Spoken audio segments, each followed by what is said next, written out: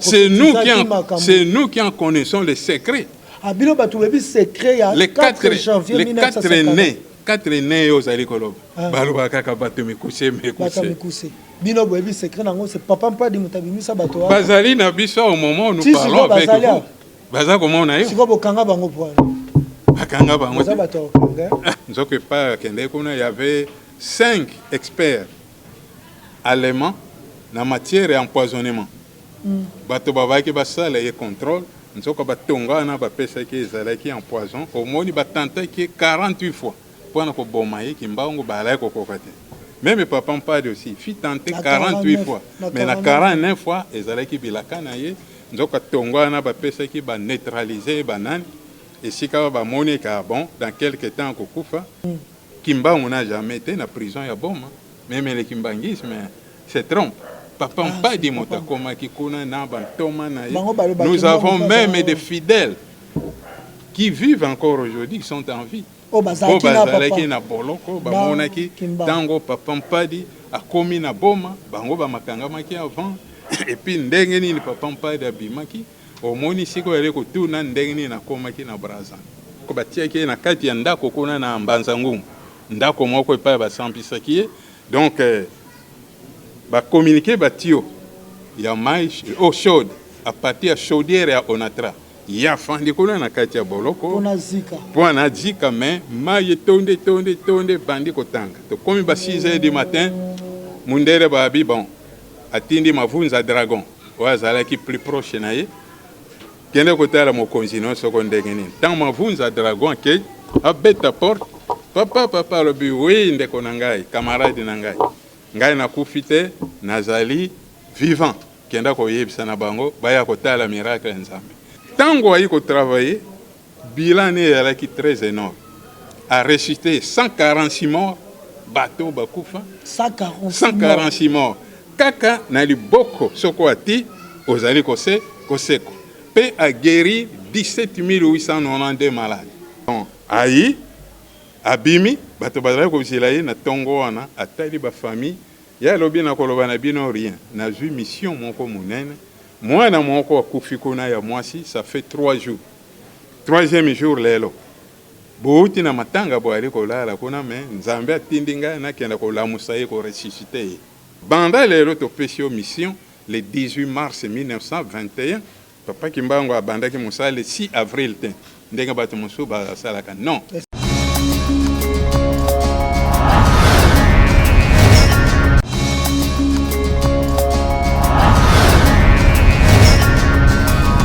Kaka émission toloba bobiso potoko solola a bobiso bobo payate bobiso ba africain na son éminence na kolinga pe ko benge bobo papa Lolendo na papa Lolendo bo sekota Mpadi fils balobi papa Kimbanga zaki na papa Emmanuel Bamba na boloko tokobeta lisolo na ndenge nini papa Emmanuel Bamba baki osa l'église kimbangiste ndenge nini église padisme et salamaki tokobeta réponse a ouais.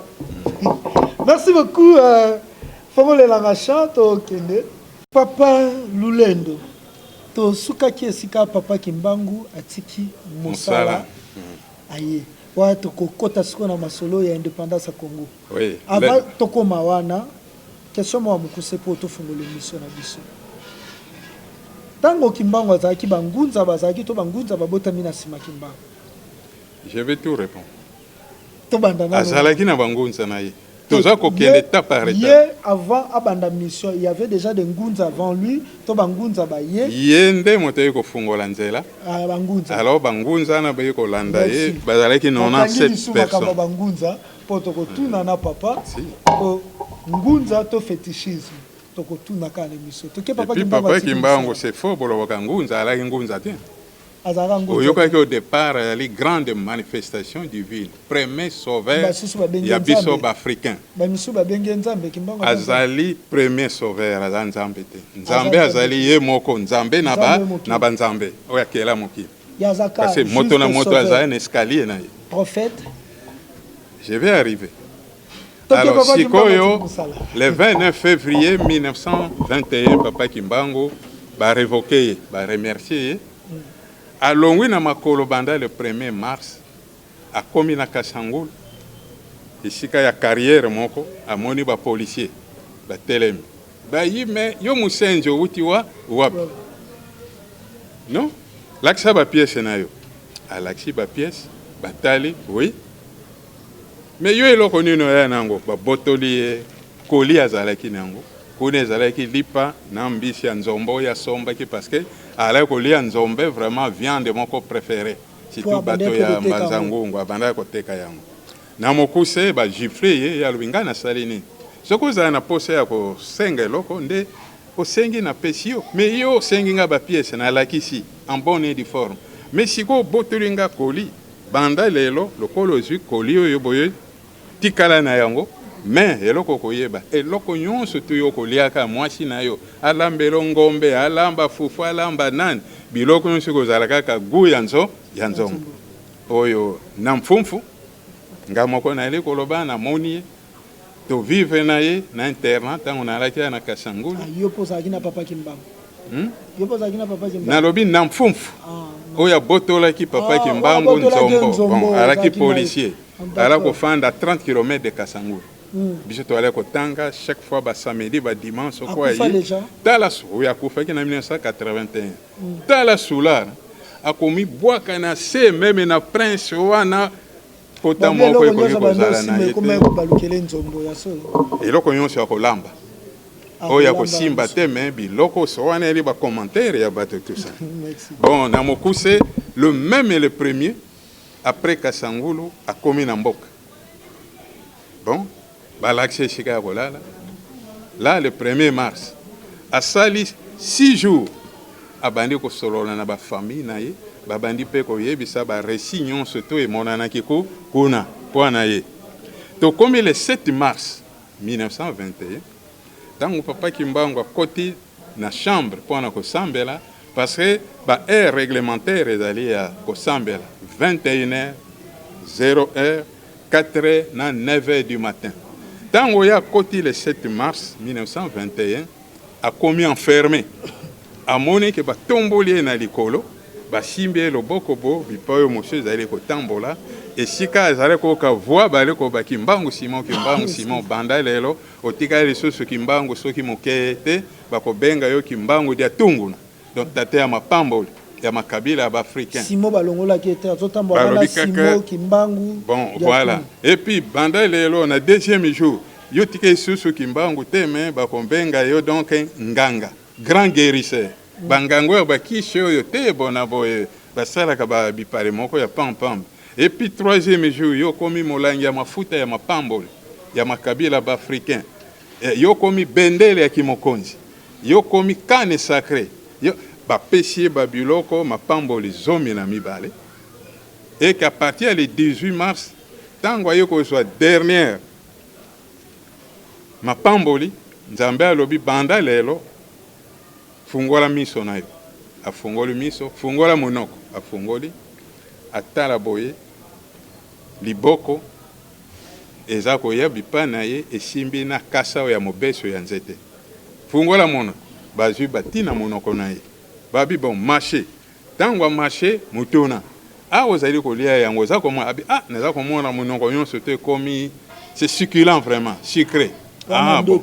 Non vivant comme ça zali kola isika donc baza ko transmettre sikoyo la bénédiction bon donc vocation na ye yango wana baza ko initier ye alors mais la soy tango meli soy qu'est-ce que vous sentez tant on a lié qui casse à qui bien sukali siko bololo makasi na manzaka na misapi na suki na makolo bipa nyonso tout bon dila le troisième fois à mon abo le boko aza ko mona motango te kaka le boko ba yeli verre moko ya vin ya miel tango ba sopi ba ko poser question na monoko siko sucré kuto ya liboso sempamba mais oya suka en tout cas na miso na matoi nzoto ngobimbe ko misukali na sukali et si kan nzambe alobi bon banda lelo yoka ba explication kasa oyo totiaki na monoko no ezali kasa te mais ezali donc mosala oyo ozwi la mission divine oyo ozwi yango wana omoni ntango marché yango sukali ezali ntango yo kobanda mosala oyo tala bisengo bato ya minene ya mikuse bakoya kofukama na liboso na yo mais esengo ekozala ya courte durée ekokoma nini sikoyo bacontrainte bakokanga yo bakonyokola yo tino omoni ke bololo oyo yaki ekomi na manzaka na banani manzaka yi bololo ya makolo na nani elingi koba yo soko okangami yo na bato oyo bakolanda yo bafidèle na yo bakosubir le même sort bakokanga bango yo soko koyala déporté bango mpe bakozala déporté mais enfin na finalité ndenge oyo komela verre ya miel omoni sukali ça c'est le bonheur spirituel éternel kuna tango yo kotika mabele okende kuna donc banda lelo topesi yo mission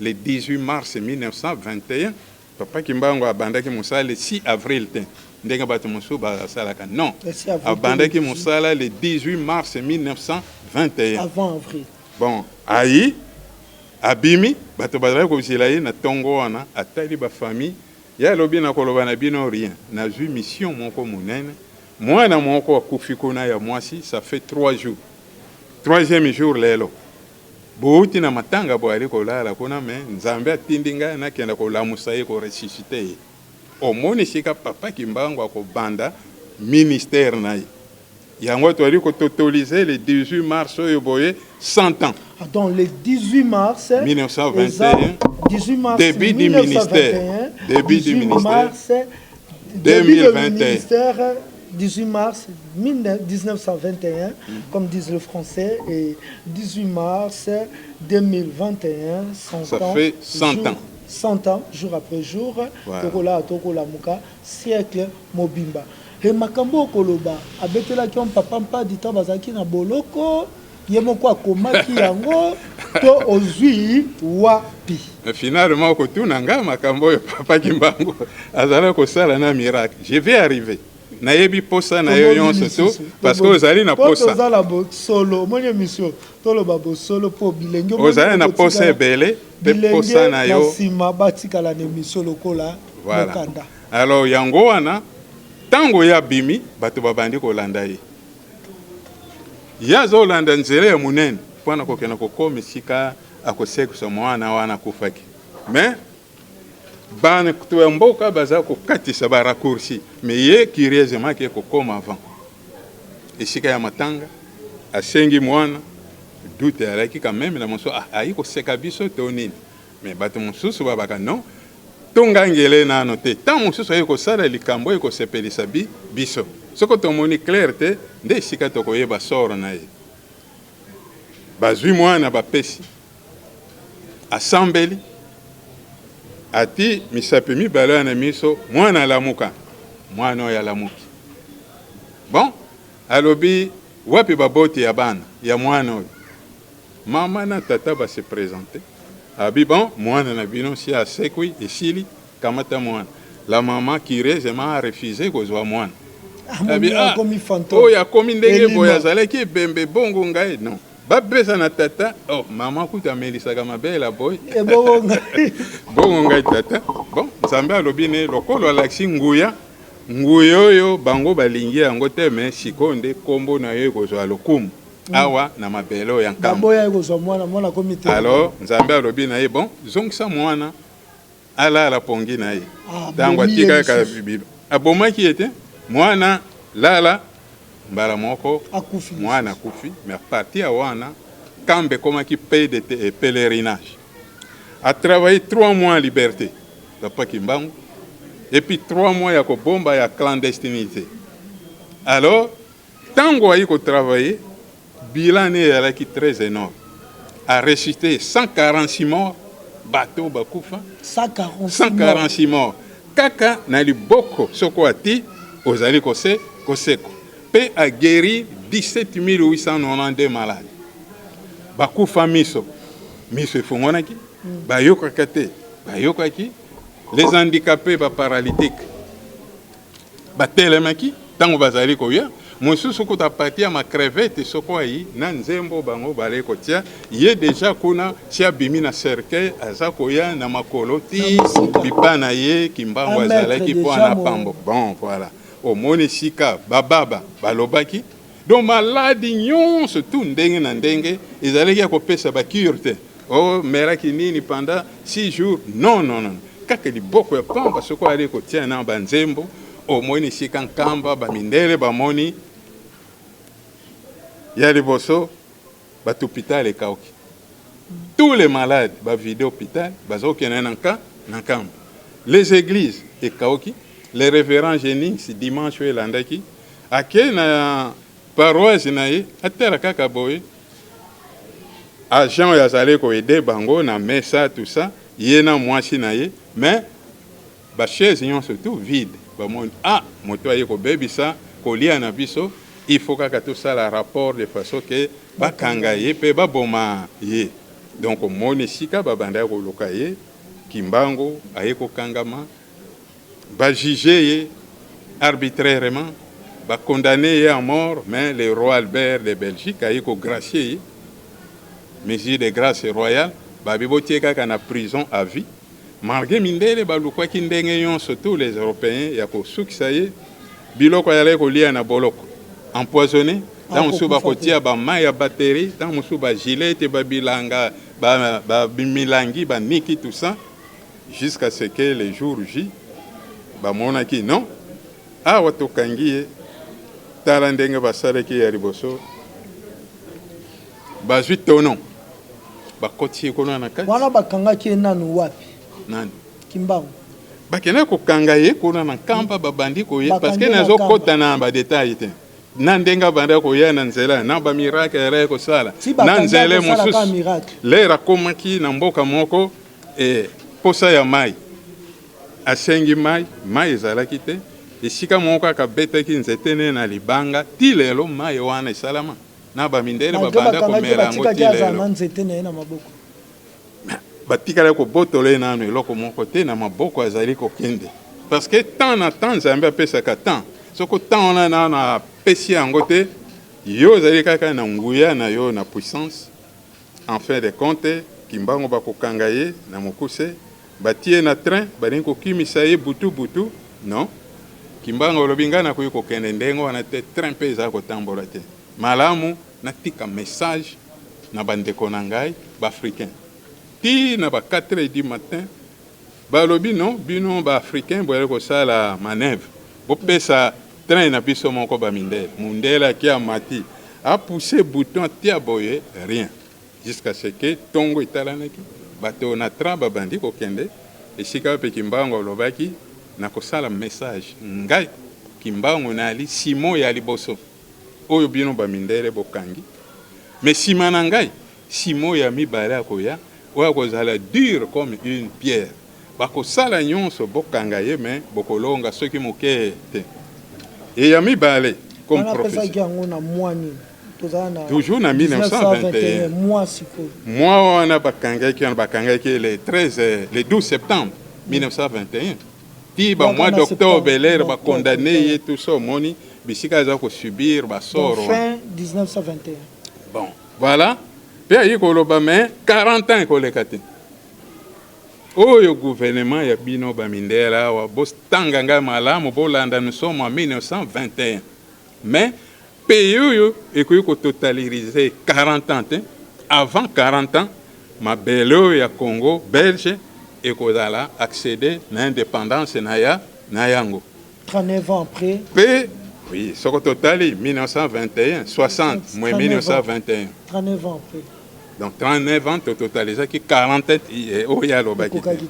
Alors la raison pour laquelle tango bakangi batindi na Kinshasa basalele ndako moko na Chanik kuna na Kitambo kuna ya bibende tout ça bon jour ekokaki batie na tono moko fabriqué na Chanik bazuye bakotie kuna pour se moquer de lui bazuye morceau ya lipa et tout ça ba sardine bati kuna pe bayi lisusu ko souder yango hermétiquement bon bayi ko tiango na kati ya caisse moko munene ba beti ba sauter bon na likolo bati ba mabanga na ba bibende Pona donc bibende. baye kotela mango na gris mpona bakena kobwaka yango na fleuve na awa na Kinsuka awa boye alors ntango bakei na yango bango nyonso bamoni ete kimbangu donc c'est fini akei ntango bakei kobwaka yango bazonga boye bayoka na prison esika oyo ye bazali kointerne ye nzembo ezali koyemba si mokimbango sika monika musamuna mao nzomonza ya mve donc si mokimbango akomonana mpona kopanza sango oyo nyonso tu à travers mabele ya Afrique mobimba epuis ngai nakangamaki mpona bino mais boyeba malamu sor ezali kaka se sor na mokuse batie na train na train si akomaki bazwi ye siko na tonwana bayoko yoka elisu na prison azoyemba awa abimi na kati si na kasho liboso donc batiaki na kati ya ndako kuna na mbanza ngumu ndako moko epai basampisaki ye donc bakommunike batio ya mai eau chaude à partir ya chaudière ya Onatra ya fandi kuna na kati ya boloko mpona zika mais mai etonde bandi kotanga tokomi ba 6h du matin mundere babi bon atindi mavunza dragon oyo azalaki plus proche na ye kende kotala mokonzi nyonso ko ndenge nini ntango mavunza dragon akei abeta porte papa alobi wi ndeko na ngai camarade na ngai nakufi te nazali vivant kenda koyebisa na bango baya kotala miracle ya Nzambe donc mai nyonso tourne ya moto encercle ye goutte moko etikaki kokota te bipai ye azalaki mpe adikaki soki moke te mindele bayeba moni incroyable bo vide mai omoni esika bavidaki mai siko bakoki susu kotante ye na lipa na pigeon bagreye yango bien empoisonné ofandi mingi na boloko kamata lipo yolia ye lera azwi lipa bango balobi esili na nzala me mbala moko ntango bandi kosambela amona boye pigeon bagreyaki epomboki. Merci beaucoup. On a Papa Kimbangu, tozu Papa Kimbangu na boloko agenda ko se retrouver na Lubumbashi pona nini? Suite na peine wana ba mona ki siko prison ni to kwa kotinda ye malamu to tinda ye directement na prison ya Bulo. Les ron ba le ko tonga prison centrale d'Elisabethville. On va bien ka prison de Kasombo. Ya bandi liboso kuna na prison ya Bulo. Tango prison ko ne silinde sika bazoki batindi kuna na Katanga na Lubumbashi et sika wapi akoya ko sala 30 ans.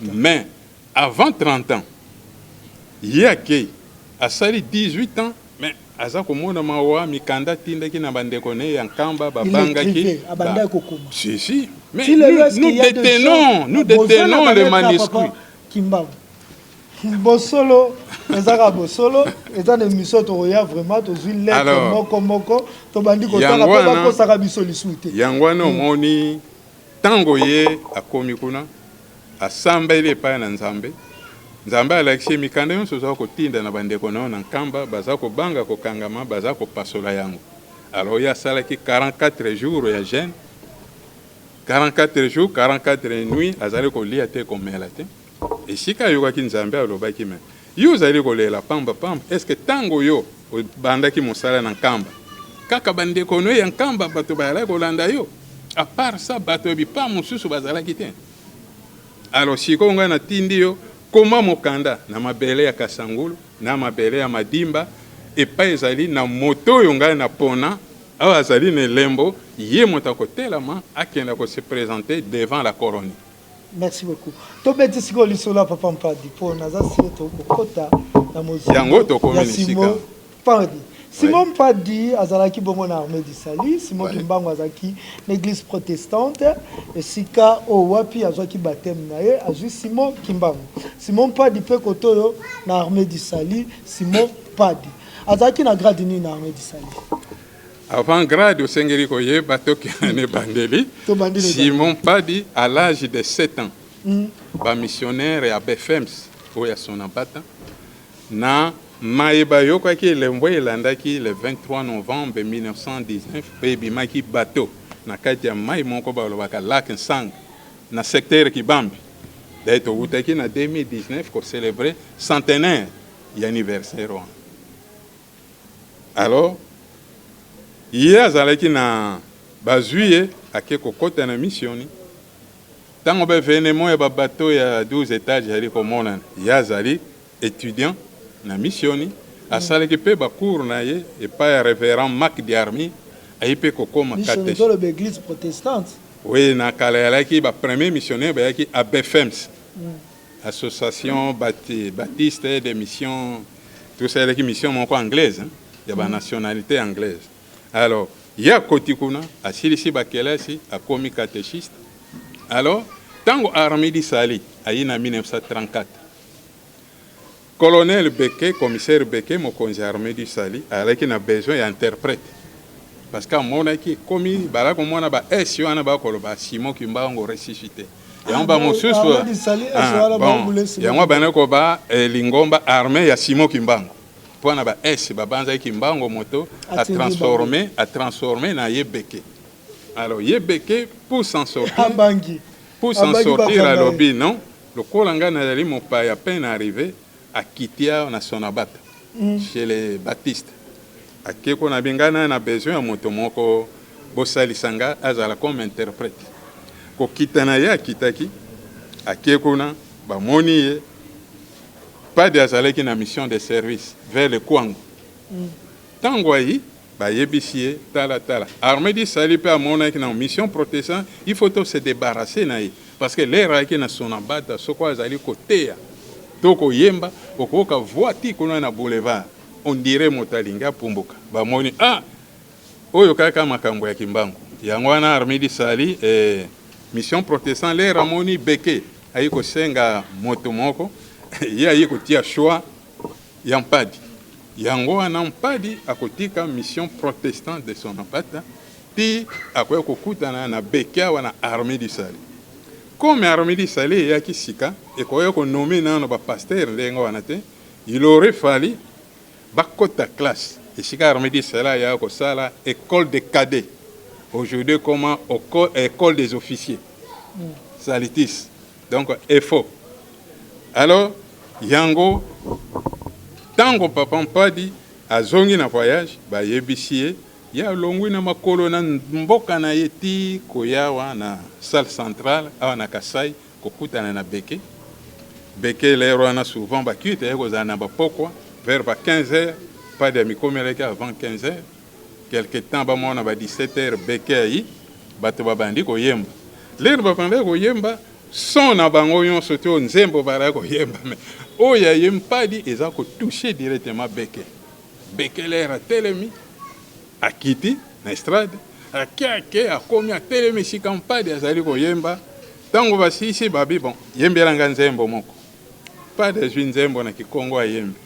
Ah si balobi non yemba le susu ami balé a yembi le susu ami balé par rapport à l'obi en tout cas c'est bien mais quand on côté l'air a ju makaba bien en tout cas nga Beke banda le lobi ne so bomoni awa après couple Beke après ngai na mwasi na ngai tala molanda na ngai yo on padi yango ni sikampadi ko kokoma na Armedi Sali bakokota kelasi ya officier cadet na kitambo bakozala une douzaine yende moto bazali ba première sortant ya promotion basakoli na mpiko et puis yempadi nde sika akoya ko lever kozala lever na grade ya officier lieutenant africain na Armedi Sali officier liboso ya africain c'était Papa Mpadi.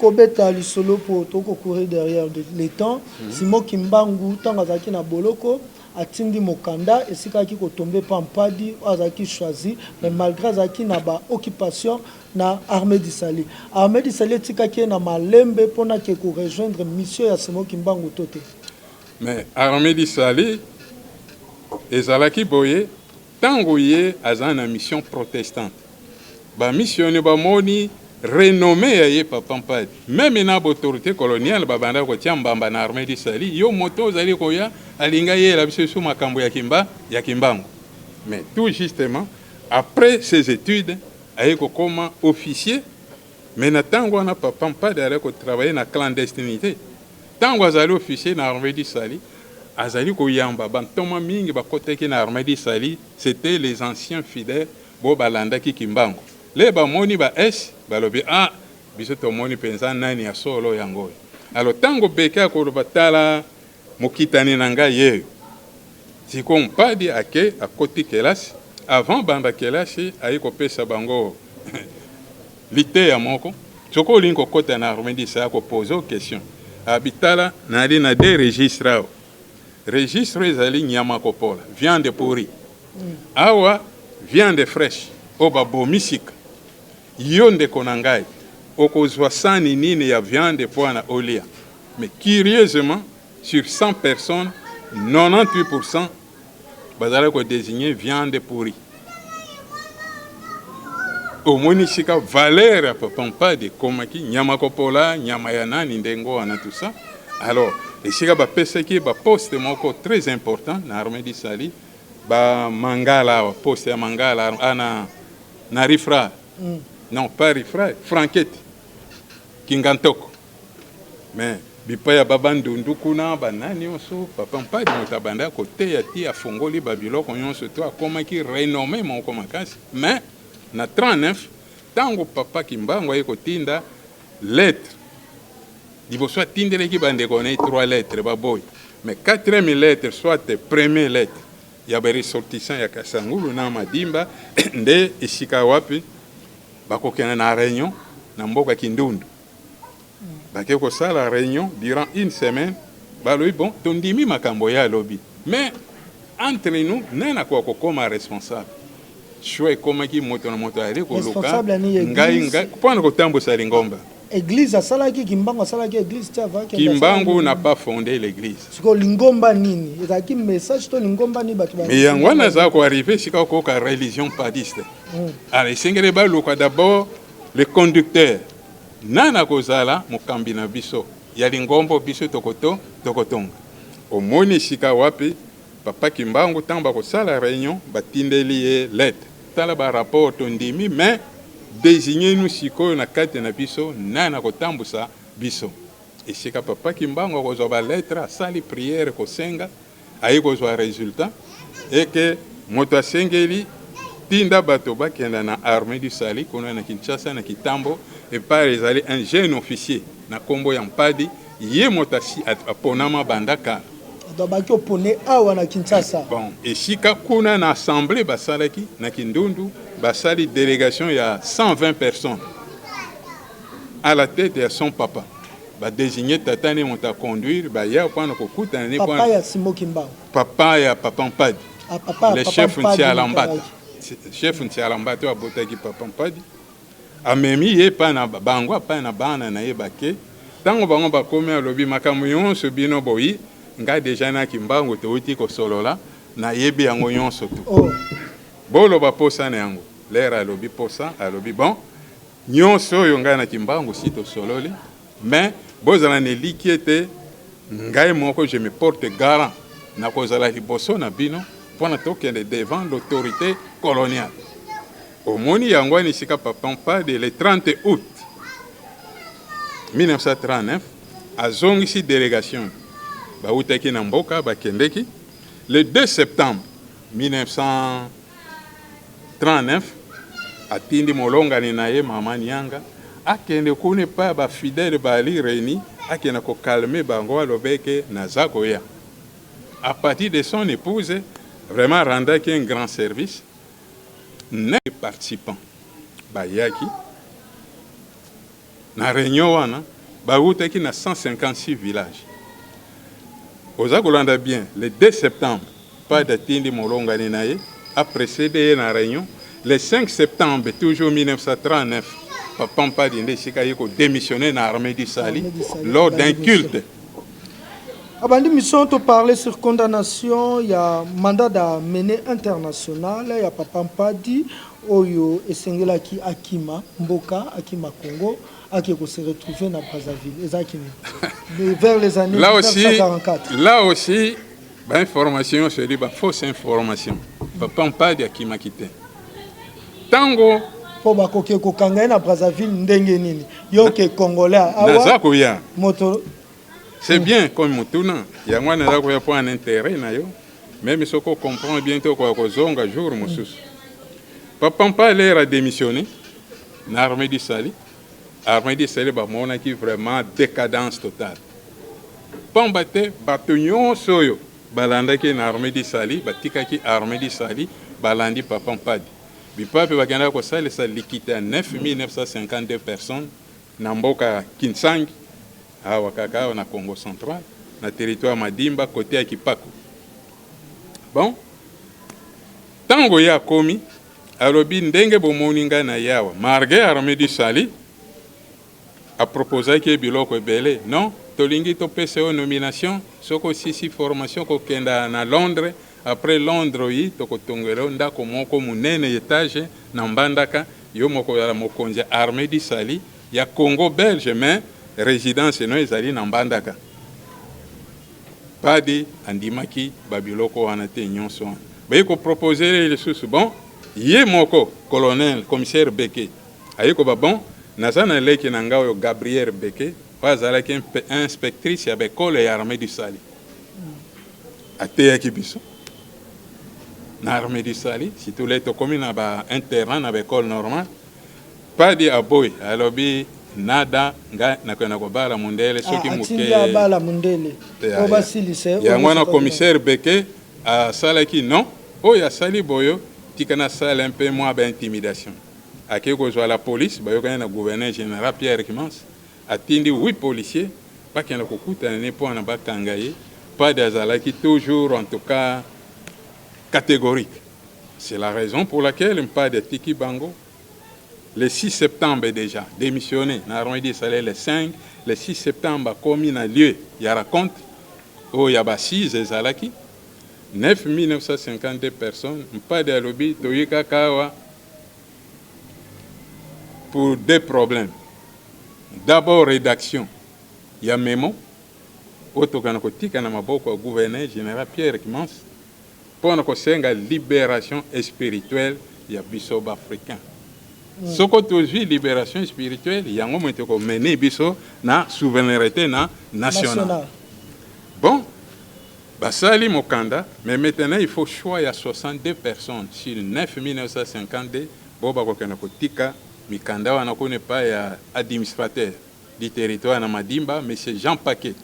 Bon, ye moko azwi vélo, lokola Kinsangi ezali musika ti ayaki vers bakasangulu awa kozwa motuka oye memaki eti awa ye moko akeye kotika copie destinée na gouverneur général Pierre Kimans akoti mokanda. Une semaine après, soit le 13 septembre, pas de surpris azali kona na Kinsangi ayoka boba policier bayi na commandant toyoko lokampadi bakangiye bayene na Madimba le même jour awa na Kinshasa na cabinet au gouverneur général pour être entendu devant un tribunal ecclésiastique d'exception. Oh. Tribunal. Policier bakangi po ba ko sambisa liboso ba to ya Nzambe. Bakangi sous instruction ya ate ya Madimba monsieur Jean Paquet. Ba memie de Kinsangi, ba memie na Madimba, na territoire Madimba. Madimba siko lokola bazwaki ba instruction non immédiatement ba transférer awa na Kinshasa. Akende pa ya commissaire général. Yanani, gouverneur général Pierre Rekimans. Ya yebaki était réponse ya audience na ya senga ki na gouverneur. A comme boye, ce n'était plus l'audience mais est commis tribunal ecclésiastique d'exception composé de 3 personnes. Président du tribunal, gouverneur général Pierre Rekimans, ministère public, délégué apostolique du Congo belge du Rwanda Rundi, Monseigneur Delepiane, un homme qui a joué un rôle très important, c'est Monseigneur là. Et enfin, greffier, donc toujours Monseigneur Verouil, qui fit gouverneur, qui fit juge et qui fit nani, greffier, dans le tribunal. Assisté à 85 colons belges, missionnaires, na 85 Africains, les Européens. Alors, les colons belges, les missionnaires catholiques et protestants, na armée du Sali, ainsi que la société na Babylone, et si quand pas dit, à celle qui déclaration, ngai nzambe na nga tindi ngai de façon que bino ba mindele ya nzambe boyaki kokosa biso boyaki kosala commerce boyaki kibo nzambe soki moke te yango nzambe na ngai alobi yo gouverneur napesa yo mokanda de façon que opesa biso libération autorisation tobanda mpe kosambela bokoko ya biso en dehors ya bamangombo oyo oyeli biso. Suite à cette déclaration, le gouverneur a qualifié qui est politico-religieux. Il a dit tiens, yo koloba di kamunene bo donc yo senga lingomba te mais yo senga indépendance, libération, ya bino africain. D'où immédiatement batiana ki tembe 14 fois pas d'appareil à lobby yo za kokende. Gouverneur a dit tiens, ngai na kende na force auto et a dit mon cher, tala na montre na atala na montre bo il fait 15h30. Alors bino ba colonisateur na pesi bino 3h. 3h yango nous sommes en 1939 et à la fin il y a première décennie il y a bino ba mindele vous continuez à nous coloniser. 4h ce qui fait que année 40 41 42 3 4 49 deuxième décennie vous avez colonisé biso ba africain. 5h année 50, 51, 52, na 59, fin il y a troisième décennie. Et si papa pas de qui diarrhée. Diarrhée ni d'où vient les émeutes du 4 janvier 1959. C'est nous qui en connaissons les secrets. Les 4 janvier 1959.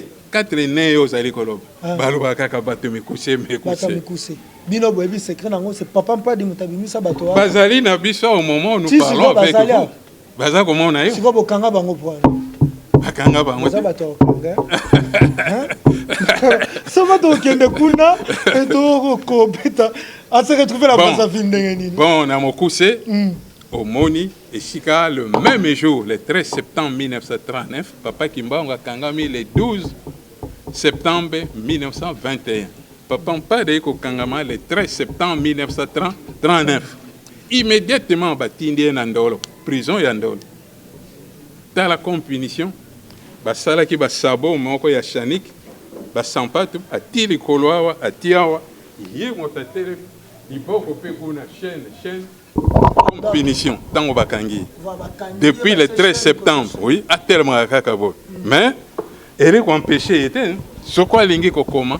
Okomona bengi commandant soko bayi yelanga crayon mais yo mokonzi abi non ya tant kaka bakoya na crayon soko mutakomi okomona ye abendi liboko bo ju papier na bic oui akomi kena kotika mokande one sikabo tengo akotia boy maboko. Merci Mboko Yoka ndenge tolobi ete awa tobimisaka bosolo nyonso polémique te connaissance tosuki kesika papa Mpadi akosenga ba crayon akokoma kotinda ba message na prison ndolo prison interne na prison ndolo na Kinshasa l'actuelle prison militaire. Problème ezali a se retrouver qui na Brazzaville ndenge nini. Bon voilà tango bakangi awa na prison ya ndolo le 13 septembre 1939. Le 6 janvier 1940, le gouverneur a signé ordonnance et a transféré Papa Mpadi de la prison de Ndolo à Befale. Befale, c'est Befale à l'Équateur. C'est par là où moi je suis né. Ah, il en prison. Si. Prison. Un prisonnier de naissance. Ah. Alors, donc papa na maman balingani na kata prison to bakangaki ye na maman. Ils étaient ensemble tout ça. Bakangi na mwasi na mobile bakotama. Toute la famille na bande koyon surtout arrêté. Interné dans la même cellule. Bon. À Longwa le 6 janvier 1940. À Célescal na Mbandaka. Quelques temps après à Longwi Mbandaka à Keiba Sanks. Toujours basé direction ya Maya Chouapa. Alors des bassans sunde a créé qu'on a l'interné na Befale, prison centrale de Befale. Alors kuna et pas yoapi a evadaki mbala liboso a sali 1 mois ba yiko retrouver spirituellement na pouvoir spirituel. Oui, d'une façon spirituelle. Atiki famille accueil bino botika na baye prison ko rattraper oui baye ko rattraper na mbandaka ye moko pe bara ko kangete ye moko ko ya ko se présenter soko moni ba soldat bazali ko tambola parce que chaque évasion ya mpadi elle ko entraîner vraiment ça ne va pas mboka il faut ba lo kaka komi sikani nini ba flamand bara ko bange makasi deuxième évasion ayi ko bima mais suite na kanda wana parce que soko mpadi abimi ba soda bazalaka wana ba rétrogradation eko salama na bato ba ko diriger prison ba mosusu ba kokota pe na boloko ba mosusu ba longoli bango na armée ba lobi bino ba aussi corruption na mpadi. Le même jour les raquets il y avait un certain sergent-major Lokanga Pierre a été empoisonné le fils cadet ya mpadi notre grand frère empoisonné alors voilà. Oui, ils sont là. Alors, aïko zwanani barobi, non? Le kolambala moko likama makasi salami zonga. Ye moko aïko se présenter, le kola na libanda zali ko tambola basoda babimi bamon ah pas de angoto banda kuluka yewe ya zongi. Mais jusqu'à ce que na dernière évasion et Chicago pa kokende libela po ko salama le 1er février 1942 sous coup ya tonnerre foudroyement monene ya tonnerre répète qui et Chicago la maman était en grosse biso to botamaki na mouvement wana ya tonnerre et donc mère sage na biso c'est coup de tonnerre ba sage femme o ba bokse ka ba maman na hôpital o moni biso to botani yake o moni sika mama kufaki non nana kei papa maman kufika na 94 le papa est parti depuis ce temps là o moni kuna akoyawa na Kinshasa je voyage Congo central ako kende na frontière Angola pour traverser l'Angola et pas qu'il y a 2 ans et 6 mois à séjourner avec une délégation de 107 personnes. Bantomanaï, dit Basilaki le jour J. Tant qu'on s'en va pêcher ngouya, le bien Bantoma bon séjour na biso ici, Bokeba, tant basoda bayako loka, pas de limwe, azongi les sous-soirs et sika bakwa ko kangaye na frontière na Kindompolo. Au marché de Kindompolo le 23 novembre 1943. Dès là, on a na Madimba sous un mangue historique de libération. On a préféré, à partir de la mission, il faut fouler Balio.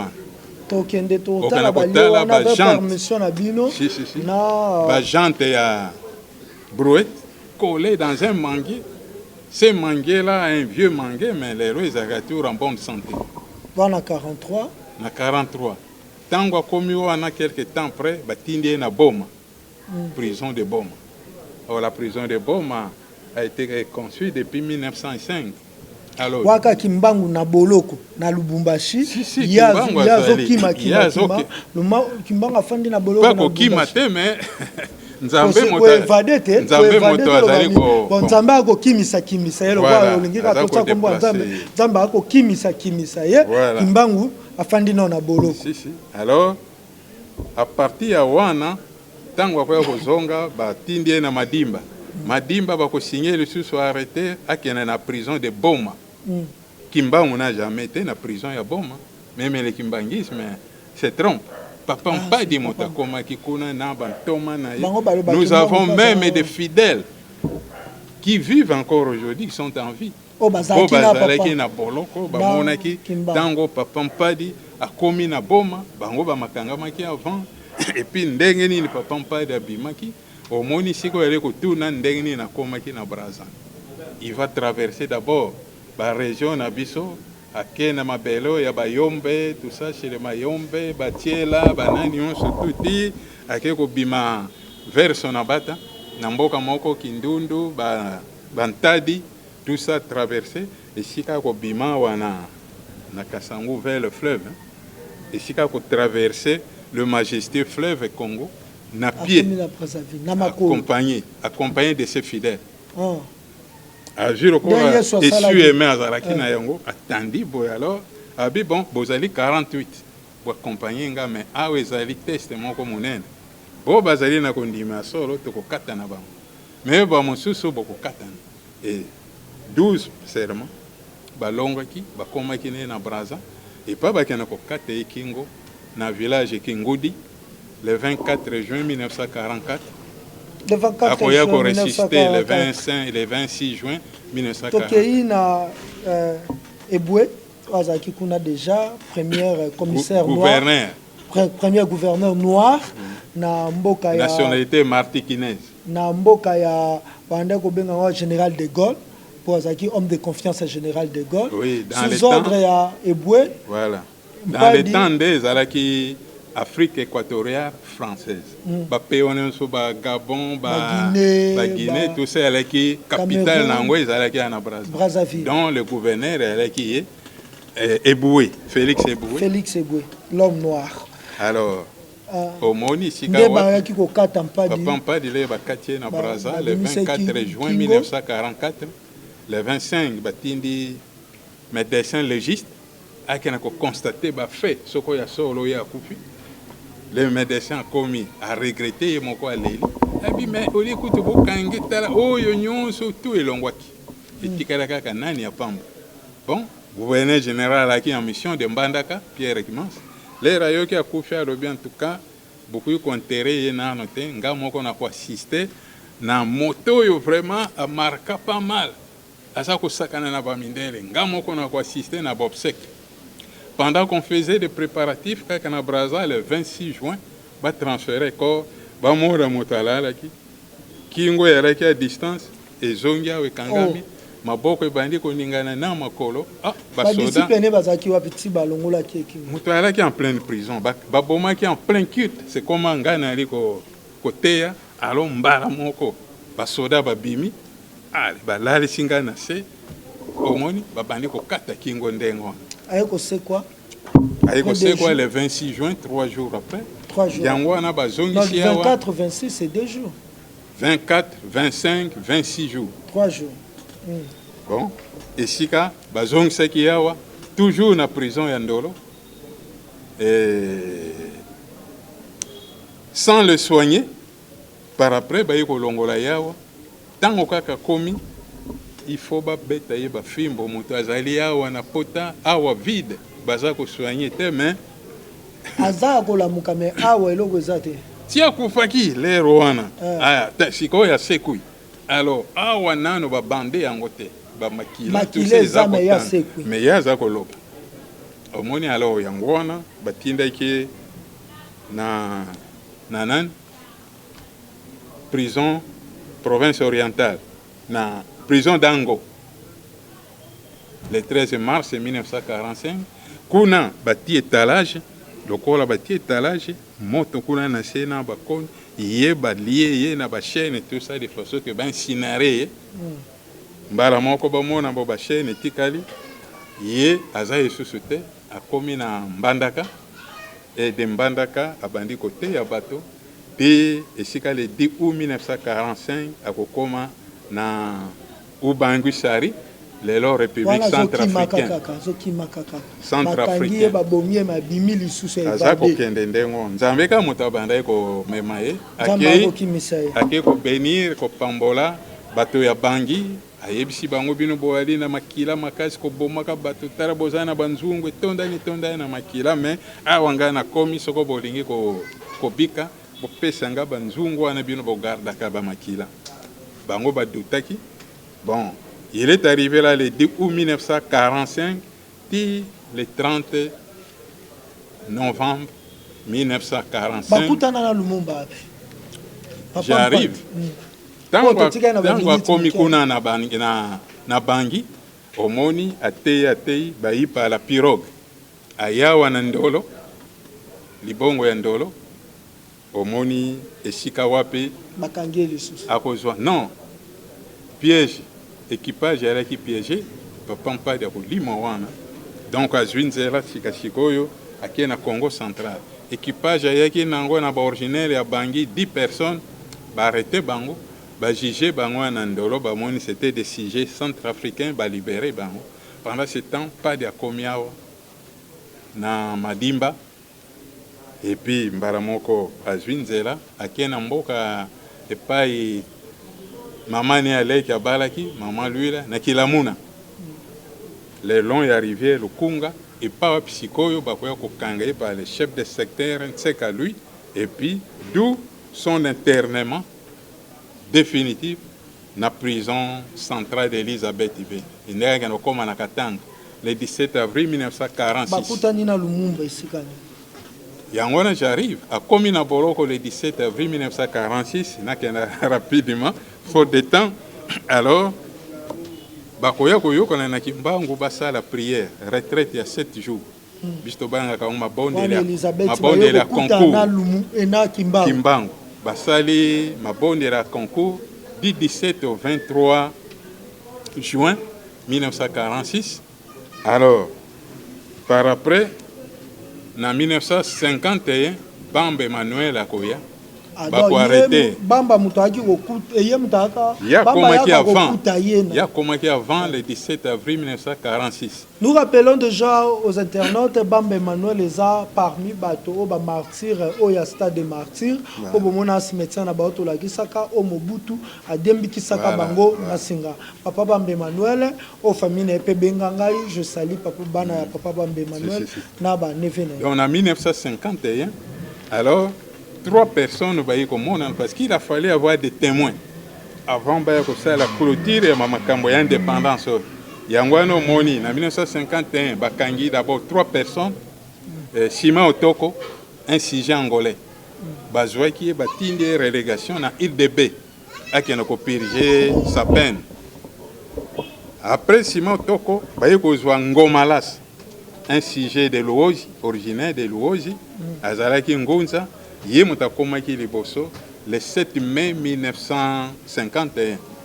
Par après, 3e personne, Bamba Emmanuel, à Makuna, le 7 août, Yangwana Bayeko assisté na rencontre moko munene Oyo bakutanaki le 23 août 1951. Merci, monteur dans la qui sa photo wana otozwe pa bato papa mpadi otokomona na gauche ya papa Kimbangu papa mpadi tomoni na ba policier okay. Papa mpadi papa Kimbangu après Ngomalasa na Bamba. Okay. Donc oyo kolakisa ete bazalaka boloko moko esika moko tokei lisolo ya indépendance. Après ça alors tango bakutani basali mabondeli ko pesa nzeleke papa Kimbangu akotika liso bo moite il doit effectuer son voyage. Yango akoya kotika biso le 12 octobre 1951. Wa babomaki ndengeni. Nani? Papa Kimbangu akufaki ye moko babomaki etonde. C'était tango boloko na ye esili balobi oza kozonga na mboka nzoka ya leki politique ya bamindele batindi yake na hôpital.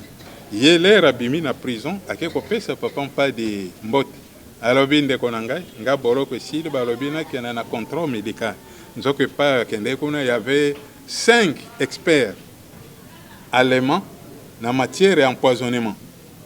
Bato babaki basala ye contrôle nzoka batonga na bapesa ki ezalaki en poison omoni batanta ki 48 fois pour ko boma ye Kimbangu bala ko kokate. Même papa Mpadi aussi fit tenter 48 fois mais na 49 fois ezalaki bilaka na ye nzoka tonga na bapesa ki ba neutraliser banane et si ka ba moni ka bon dans quelques temps kokufa. Alors il y avait David Delva azalaki professeur azalaki pesango. Donc, il y a un ça qu'on a tenu, il y a un témoin. Alors, il y a une cérémonie na bango basala. Il y a une mafuta na bango bakaya suko ya mbula, mais Kimbangu lero na bandi ko bunda na nani, mbala moko ka bango non ba misala ki ba cérémonie na bango te, et sika bakosa ka bato ke Kimbangu avant kufa akoma ki chrétien. Non. Non. Ah donc ba ko laisser les parti ya suka. Voilà. Mais et salamaki te quelque temps après tango bango ba ko ya tala ba bougie et sika ba monaki pigeon colombe et bimaki na monoko ya papa Kimbangu. Tout le monde en émoi na ba police na baeuropéen balaki wana babandi kolanda prison ekei ebimi na libanda eza kotambola na cour na kati ya prison wana ekei kokota esika boloko Papa Mpadi ezalaki ti ekei kose reposer na mutu ya Papa Mpadi. D'où vient l'incarnation ya Mpadi pe Kimbangu. Alors mbala moko policier moko sergent major moko Bongelo Joseph bango pe bazali ko surveiller ba prisonnier et puis le sergent major Kasombo ye motatikalaki ye motaya ko kufa yango wana boloko wana liboso yake na kombo ya prison centrale d'Elisabethville et ya ko koma prison de Kasombo. To komi le lendemain point d'enterrement le 13 bon bake ba creuser ba trou mibale oyo Kimbangu oyo le sergent banterre publiquement bakundi Kimbangu na soda wana mais la nuit bamindele bazongi lisusu kuna nuitamment ba vider le décor bazwi soda oyo bake kotie sika Kimbangu azalaki nzoto ya Kimbangu bamemaki yango kuna epai na bango na poto bakenda kotia yango na cimetière ba Prince. Si siko eza na poto j'arrive na 58 tango ba poto za na photo moko papa ya ngenda liboso ya nzota Kimbangu to babimisaki yango ça ezali ba montage. Moi je vous dis la réalité makambo ndenge ezalaki. Papa Kimbangu me bakisolokele Charles banda Papa Kimbangu akangamaki akomi kuna famille na ye depuis 1921 batikali kokoma kuna te ezala bana ezala bandeko na ye moto ya liboso ake kokutana na Kimbangu c'est Papa Mpadi le 17 avril 1946. Après ça deux témoins bayi Ngomalasa ndenge na lobaki na Bamba Emmanuel bango bato bakoya ko assister comme témoin na raconte suko ekosalama le 23 août 1951. Mais tango Papa Kimbangu asfandi si bango le 23 lobi nga naza kokenda voyage siko boko tikala bino boye après Papa Mpadi na ngai tosali 5 ans 5 mois 26 jours bino boko yiko luka moto musute mokonzi na bino yeyo Mpadi. Papa Mpadi tango malasa komi asengi na bakulutu balaki awa tenio bomona ka pembe balata kawan ezala ngomalasa ezala bamba. Ce sont les fidèles. Ce sont les fidèles bato basombaki yango batongisi ba lettre za ko ya Papa Mpadi na yambi ndeko na biso moko na luozi ayi azana bilamba te botonga costume moko ya pembe tout ça d'urgence eken bantoma bake basombi alors bake kotika yango na poste. Après ça tango Bamba Emmanuel alors tango Papa Kimbangu apesi bango toli bandimi mais tango Papa Kimbangu ayiko kufa Bamba ayiko baluka en méconnaître alobi oh mais tala Kimbangu makambo asali ngakutu moto na étudier qui plus que Mpadi comment ya ko pesa yeki mokonzi tout ça Zaki camarade ya bana Papa Simon Kimbangu tetanga zaki na Kinshasa. On en parle là les jours à venir. Donc on plus tard est-ce que tu voyez ba création église Kimbangiste. Alors omoni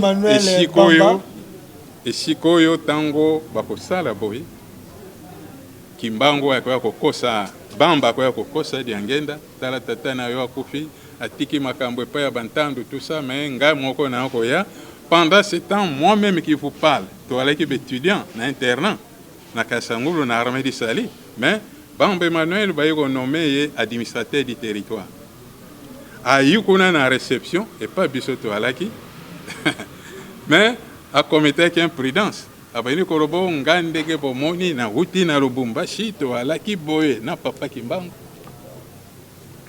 atikerenga biloko mibale lipa na molangi ya mafuta. Alors ngana fandaki na sagusi nabi c'est dimension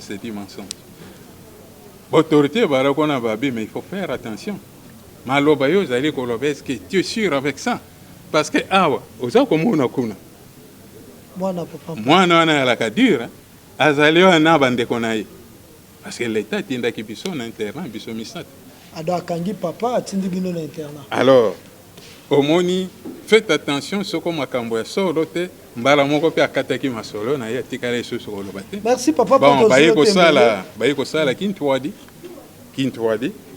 par après kuna ndenge bayokanaki mabe na kimokonzi na bango na tout ça. Là, ils allaient vivre encore privé. Merci.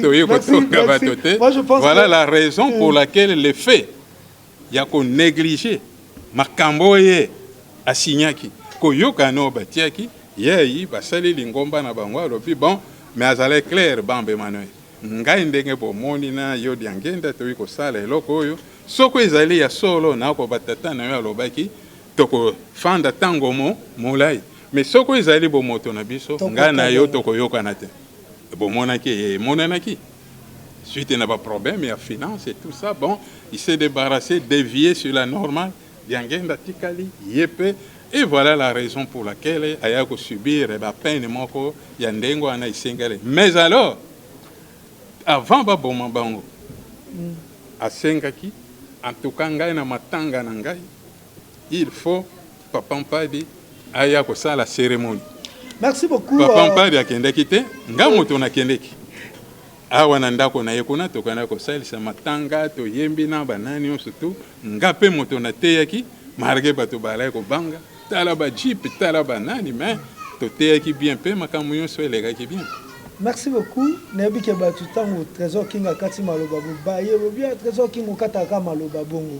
Mais c'est la télévision, c'est le média, nous devons courir derrière le temps. Donc tous en sima yangonga.